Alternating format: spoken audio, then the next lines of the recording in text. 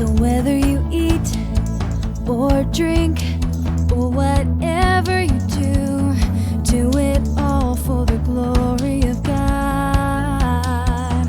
Oh, oh.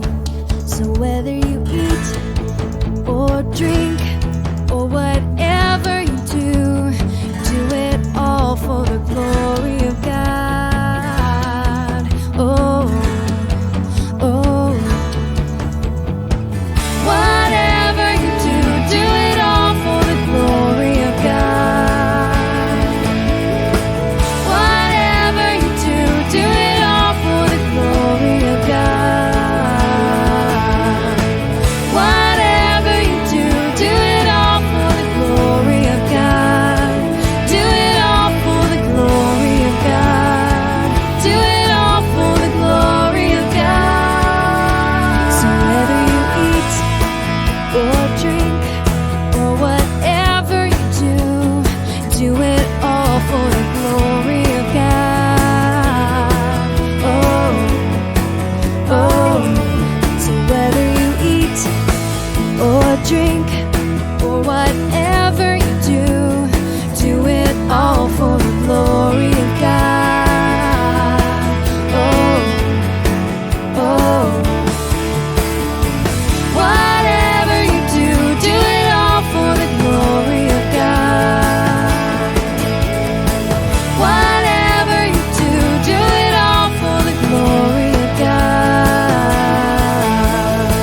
Whatever you do it all for the glory of God. Do it all for the glory of God. Do it all for the glory of God. So whether you eat or drink or whatever you do it all for the glory of God. Oh, oh. So whether you eat or drink or whatever you do it all for the glory of God. Oh, oh.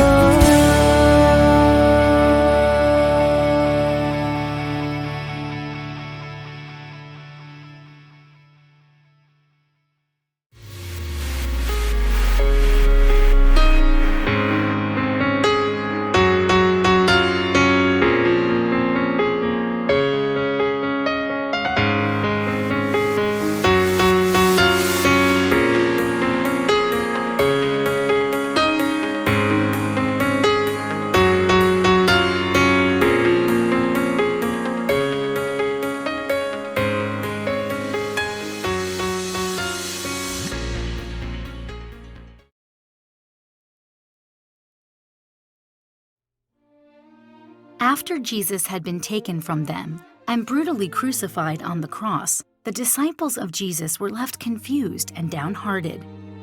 It had been 3 days since the tragedy when 2 of the disciples began the 7-mile journey to a village called Emmaus. When they traveled together, they talked about the things that had happened. At a certain point in their journey, another man joined them and continued with them in conversation. The man was Jesus, their beloved master, but the disciples did not recognize him. The man asked, "What is it that you are talking about?" The disciples were surprised that he was not aware of the recent events that had shaken the city.